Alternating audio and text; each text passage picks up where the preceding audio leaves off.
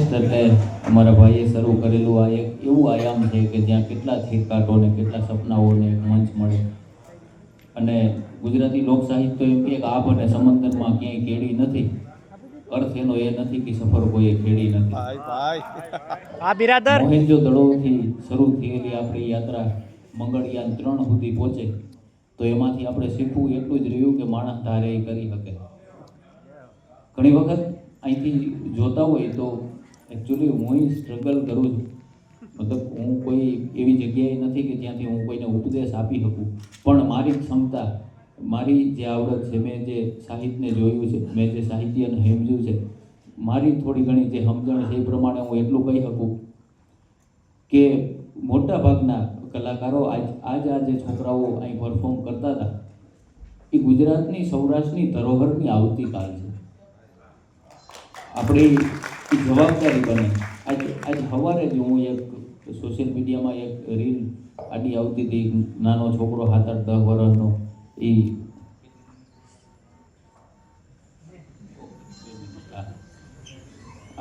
માઇકને ટાઈમે મૂકી દેવું ને કલાનો પહેલો ભાગ છે. કલા શરૂ અહીંયાથી થાય.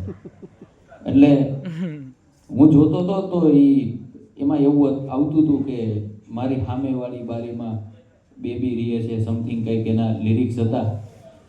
મારો કહેવાનો અર્થ એ છે કે જેના હાથમાં કલમ છે એની બહુ મોટી જવાબદારી છે કે આપણે છીછરું ન લખીએ. વિરહને વ્યક્ત કરવા હાટું લોકસાહિત્ય બહુ બધું સમૃદ્ધ લોકસાહિત્ય આપણા પાસે છે. તમે ગમે એવા ગમને રજૂ કરવું હોય તો બહુ જૂનો આપણો દુઓ છે કે જેની ભાંગે જોડ એને માયામાં મીઠપ નહીં, પછી કાદા વાતું કરોડ મારા પંખને હકનો ભાલો. હા બિરાદર, પ્રેમ વિશે સૌથી વધારે જો કોઈ બે વિષય આવતા હોય તો પ્રેમ આવે અને એક વિરહ આવે. અત્યારનું કન્ટેન્ટ તમે છેલ્લે જાઓ અને છેલ્લું કોઈ તત્વ હોય તો એ ભક્તિ આવે.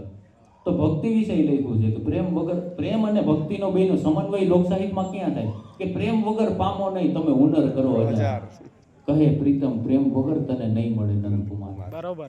તો લોકસાહિત્ય આ છે. મારો કહેવાનો અર્થ કે ગાવાવાળા ઉપર એ જવાબદારી છે કે આપણે એવું ન ગાઈએ કે મને કોઈ કોપી કરીએ અને કોઈક માણસ એક સ્તર નીચે જાય.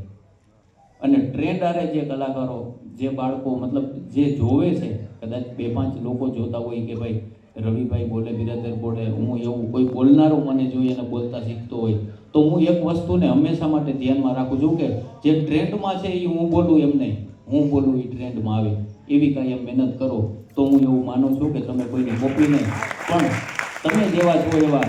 કારણ કે કવિ દાદી એક નાનકડી પંક્તિ કહીને મારા શબ્દોને વિરામ આપું. દાદી એમ લખ્યું કે એક રંગો નહીં તું રંગ પલટીને આવ. માણા પાસે કેટલા રંગ છે કે એક રંગો નહીં તું રંગ પલટીને આવ, તને માનવ ઘેડો છે જરા હટીને આવ. ભાઈ અને જે લોકો ટ્રેન્ડને પકડીને હાલે છે એના માટે કે ચીલામાં હાલે એ તો પૈડા કહેવાય. એક ચીલો હોય ને, ચીલામાં હાલે એને પૈડા કહેવાય. તને ચેતક ઘેડો છે તું આડો ફંટીને આવ, એક રંગો નહીં તું રંગ પલટીને આવ. ભાઈ આ બિરાદર કુટુંબ ધન્યવાદ.